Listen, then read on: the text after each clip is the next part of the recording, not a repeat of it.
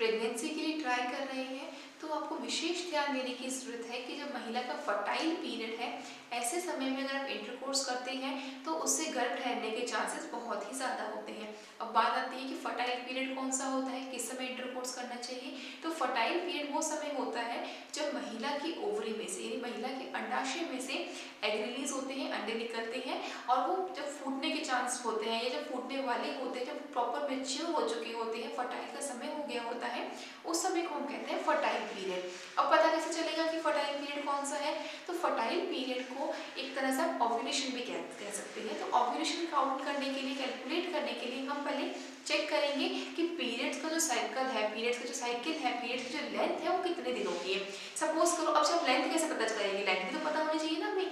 उसके लिए आपको क्या ध्यान रखना है कि जब पीरियड्स का पहला दिन है, यानी जब पीरियड का पहला दिन आया है आज का, और जब अगले महीने पीरियड्स का पहला दिन होगा, इसके बीच के जो डेज है ना, उसको हम कहते हैं पीरियड्स लेंथ या फिर पीरियड साइकिल आप कह सकते हैं।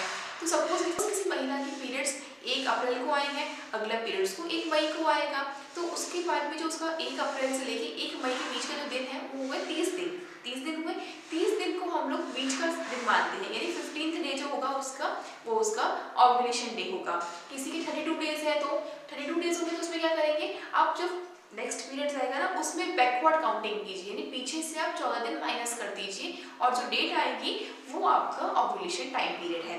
अब एक्यूरेट तो टाइम पीरियड सिर्फ ऐसे कैलकुलेटर से या कैलेंडर के थ्रू काउंट करना थोड़ा मुश्किल होता है, तो इसके लिए हम प्रीफर क्या करते हैं कि जब आपका ओव्यूलेशन है, यानी जो हमने रफली काउंट किया है कि इस समय हो सकता है, उससे लगभग 5 से 7 दिन पहले आप इंटरकोर्स मेंटेन करना शुरू कर दीजिए और ओव्यूलेशन के लगभग 4 से 5 दिन तक। अब इंटरकोर्स कितना होना चाहिए, कोशिश कीजिए कि आप अल्टरनेटिव डेज पे करें, यानी एक दिन छोड़ छोड़ के करें। आप रेगुलर भी कर सकते हैं पर दिन में 2 बार बिल्कुल ही इंटीमेट नहीं होना है, रिलेशन मेंटेन नहीं करना है। उससे क्या होगा, उससे शुक्राणुओं की जो क्वालिटी है ना, जो स्पर्म की क्वालिटी है वो डाउन हो जाएगी, उसके बाद गर्भ ठहरने के चांसेस काफ़ी ज़्यादा कम हो जाते हैं। तो ये गलती कभी नहीं करनी है, रेगुलर कर सकते हैं बट बेटर रहता है कि अल्टरनेटिव डेज यानी एक दिन छोड़ छोड़ के आप रिलेशन मेंटेन करें।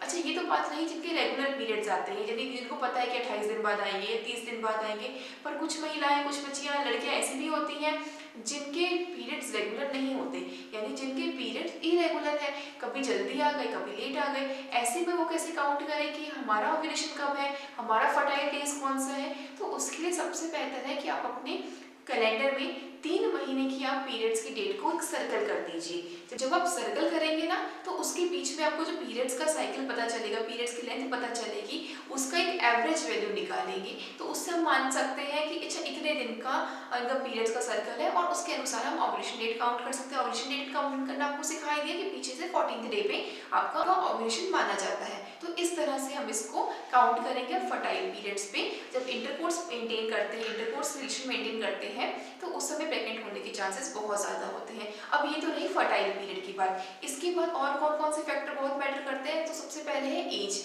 अगर महिला 30+ होने के बाद में इंटीमेट हो रही है और उसके बाद ट्राई कर रही है प्रेगनेंसी कंसीव होने करने के लिए तो हो तो जाएगी, लेकिन धीरे धीरे क्या होता है, एग की क्वालिटी डाउन होती जाती है, यानी जो आपके अंडाशय में से अंडे निकले थे उसकी जो क्वालिटी है वो डाउन होती जा रही है। उसके बाद प्रेग्नेंट होने के चांसेस थोड़े थोड़े कम होते जाते हैं। इसलिए कोशिश कीजिए कि जैसे ही आपकी शादी हो जाती है 1 से 1.5 साल के अंदर आप प्रेगनेंसी प्लान कर दें और कोशिश करना है कि आपका जो एज फैक्टर है 30 से बिलो हो, 30 के बाहर जाने के बाद में कंसीव करने के चांसेस धीरे धीरे कम होते जाते हैं। उसके बाद दूसरा आपको फैक्टर ध्यान रखना है कि आपका वेट कितना होना चाहिए। उसके लिए body mass index BMI check किया जाता है। BMI के लिए क्या करना होता है, जो आपका वजन है किलोग्राम में वो लिखा जाता है, नीचे उसे डिवाइड किया जाता है जो आपकी हाइट है मीटर्स में। इसके लिए आपको गूगल में मिल जाएगा, अगर आपको फिर भी समझ ना आए तो आप हमें कमेंट सेक्शन में पूछ लीजिएगा। उसके लिए हम BMI का पर्टिकुलर आपके लिए एक वीडियो बना देंगे जिससे आप अपने BMI काउंट कर सकें।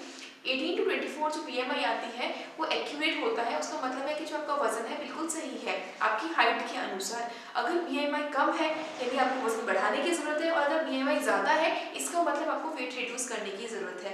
वजन का भी बहुत ज़्यादा मैटर करता है अगर आप कंसीव करना चाह रही हैं। अच्छा, ये सब तो रही बात कि एज हो गया, वेट हो गया, फर्टाइल डेज हो गया। इसके इसके अलावा और क्या मैटर करता है, इसके अलावा मैटर करता है कि जो महिला की अंडे हैं उसकी क्वालिटी कैसी है, साथ ही साथ में पुरुष के स्पर्म की क्वालिटी कैसी है। उनकी क्वालिटी अच्छी करने के लिए, क्वालिटी बढ़ाने के लिए अभी इस वीडियो में आपको सिर्फ यही टिप्स देंगे कि जितना हो सके कच्चा भोजन खाए, जितना हो सके अपने आसपास जो सीजनेबल फ्रूट्स है, सीजनेबल वेजिटेबल्स है, यानी जो आपके मौसमी फल और मौसमी सब्जियां हैं उनका सेवन अधिक से अधिक करें, जिससे आपकी बॉडी को फाइबर्स मिले, आपकी बॉडी का एल्कलाइन लेवल बढ़े और बॉडी डिटॉक्स अच्छे से हो सके, जिससे कि कंसीव करने के चांसेस बहुत ज़्यादा बढ़ जाए। आशा करती हूँ कि आपको समझ आ गया होगा कि नेचुरली तरीके से अगर आप कंसीव करना चाह रही हैं तो आपको किन किन बातों का विशेष ध्यान रखना चाहिए। अगर फिर भी कहीं कोई डाउट है तो आपको करना क्या है, आपको अपनी दाई माँ से प्रश्न करते रहना है, क्योंकि अगर आप प्रश्न करेंगे तभी तो आपको ज़्यादा जानकारी मिल पाएगी। उसके लिए आप हमें हेल्पलाइन नंबर पे कांटेक्ट कर सकते हैं, पर हम आपको प्रीफर करते हैं कि कोशिश कीजिए कि कमेंट्स में ही आप प्रश्न पूछिए, ताकि आपके कमेंट्स को लेते हुए हम आपको डेडिकेटेड वीडियो भी दे पाए और कमेंट्स में भी आपको सारे जवाब मिल सके। तो इसी के साथ वीडियो को अंत करते हुए आपकी दाइमा की तरफ से बहुत बहुत धन्यवाद। वीडियो अच्छा लगा हो तो लाइक जरूर कीजिएगा, चैनल को सब्सक्राइब कीजिएगा। आपका यही सहयोग मिलता रहा तो हम आपको नेचुरली कंसीव करने में हमेशा हेल्प करते रहेंगे और इस पूरे भारत को इनफर्टिलिटी की समस्या से पूर्ण रूप से मुक्त कर पाएंगे। धन्यवाद।